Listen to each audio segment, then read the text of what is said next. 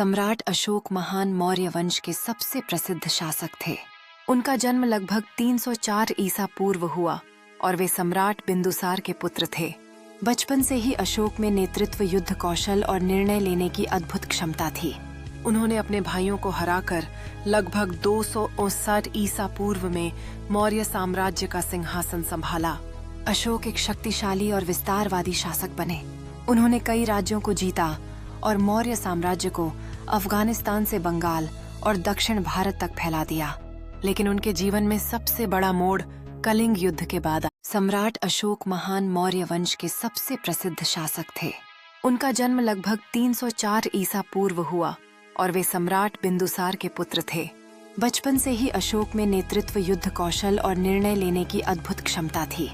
उन्होंने अपने भाइयों को हराकर लगभग 259 ईसा पूर्व में मौर्य साम्राज्य का सिंहासन संभाला। अशोक एक शक्तिशाली और विस्तारवादी शासक बने।